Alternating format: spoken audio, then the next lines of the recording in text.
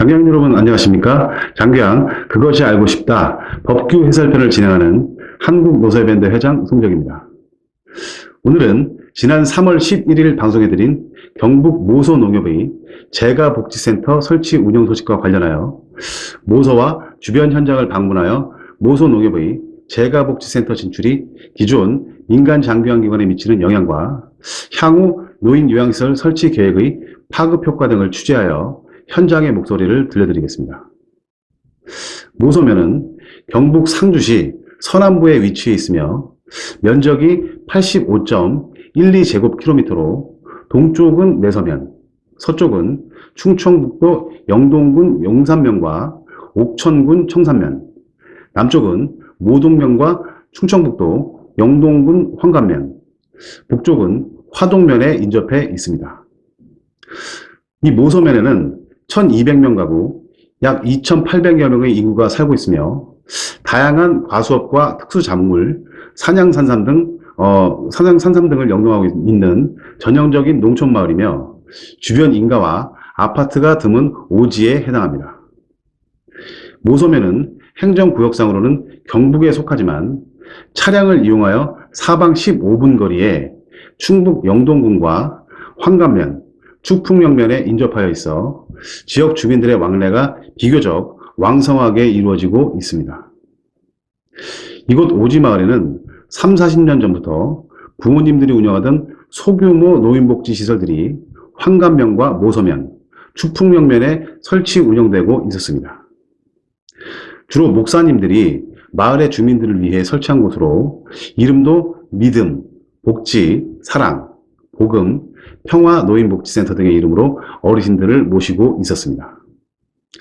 이곳 오지마을에는 워낙 인구가 적고 점차 감소 추세에 있어 설치되어 있는 노인복지시설들이 정원들을 제대로 채우지 못한 채 운영하던 곳이 많았습니다. 이곳 오지마을의 노인복지시설 운영자들은 최근 고민이 하나 생겼습니다. 그렇지 않아도 기관 운영이 적자에 허덕이고 있는 차에 경북 모소농협이 조합원을 위한다는 명목으로 주야간 보호센터 및 방문요양센터를 운영하는 재가복지시설을 설치하여 운영하고 있고 내년에는 노인요양시설을 설치한다는 소식이 전해졌기 때문입니다.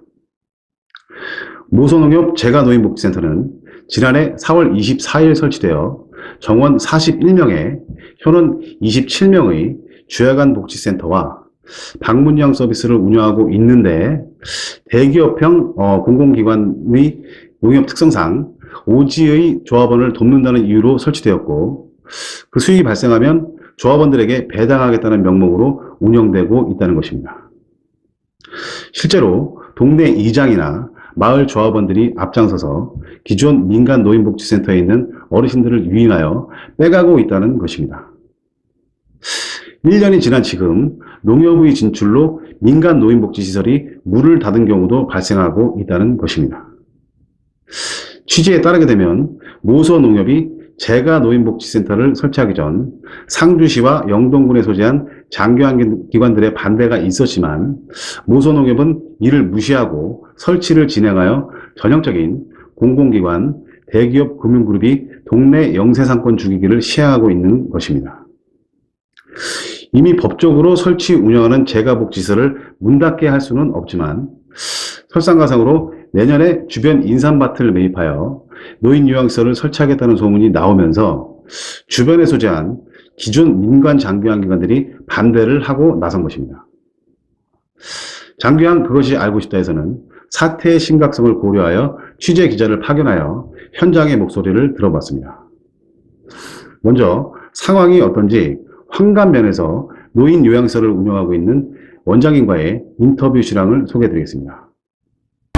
네, 저희는 생기는 데는 경북 상주시 모서면에 있는 모서농협에서 지금 재가복지센터를 하고 있는데 주간보, 방문요양 이렇게 하고 있는데 지금 바로 뒤에 있는 인삼밭을 지금 매입을 해서 요양원을 한다 지금 계획 중이라는 이야기를 지금 벌써 들었어요.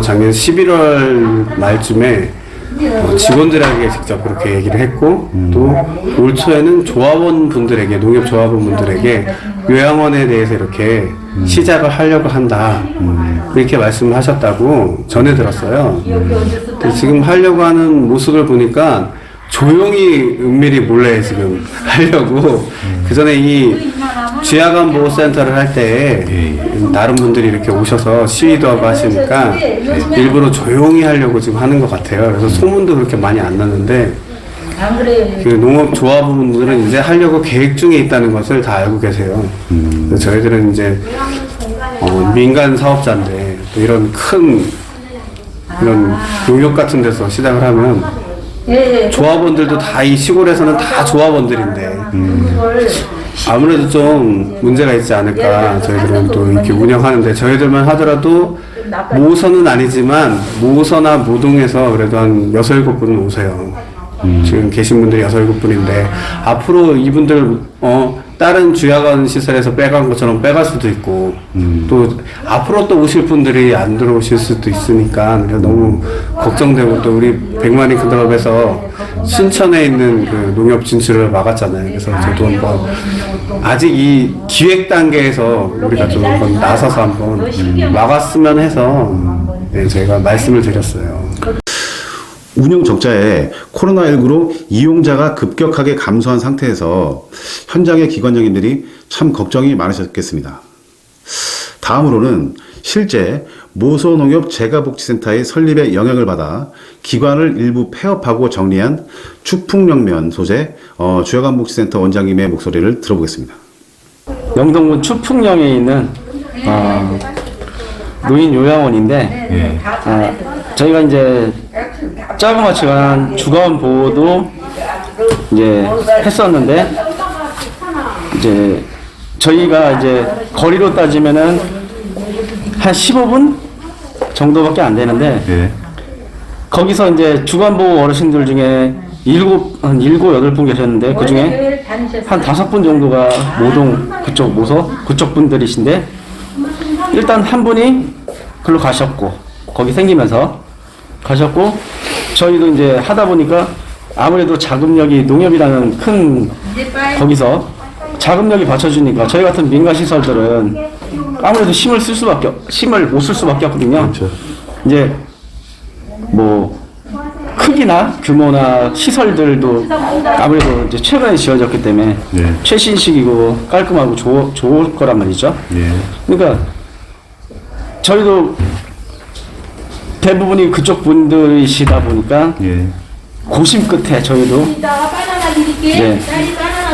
폐업이 아닌 일단 휴업은 했지만은 언젠가는 또 한번 하려고 마음 먹고 이제 하려고 했지만은 지금 다시 이제 시설까지 생긴다는 이제 말이 나니까 시설에서 마찬가지로 어르신들 한 반 정도가 모동 모소 저쪽 상축분들이거든요. 그러면 저희도 마찬가지로 일단 거리가 가깝고 이제 그쪽 분들이 저희 동네를 지나가면서 보시면서 저희 막 괜찮다 뭐 하셔갖고 저희 오시는 분들이 대부분 많으신데 분명히 생기면은 큰 시설이 생기고 시설 뭐 장비나 뭐 이런 거 다 좋을 거고 그러면은 타격이 없을 수가 없겠죠. 대규모 공공금융기관이 골목 상권을 말살하는 대표적인 사례가 이곳 영동과 상주에서 일어났군요. 다음은 모소농협 바로 앞에서 30년 동안 노인 요양시설을 운영해온 L 원장님으로부터 같은 지역에 소재한 기관들에 미치는 영향과 마을 주민들의 의식상의 문제점 그리고 노인 요양시설 진출에 대한 대응에 대해 알아보겠습니다. 모소농협이 재가 사업을 시작함으로써 주변의 장기 요양기관들은 가시적인 많은 피해를 입고 있습니다.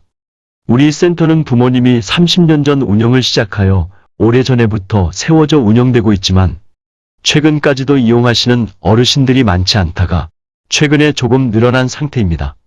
우리 센터가 면단위 센터로서는 큰 센터에 속하는데도 최근 상주나 영동 등의 센터들이 많이 생겨 경쟁이 심한 데다가 바로 앞에 모소농협이 들어서면서 동네 이장이나 조합원들이 앞장서서 어르신을 다 모셔가니 빈자리가 늘어나고 있는 형편입니다.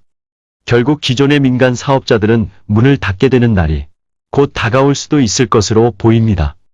충북 영동군이나 경북 상주시에 살고 있는 주민들의 의식구조도 민간재가센터가 자립하여 운영하는 데 문제가 됩니다.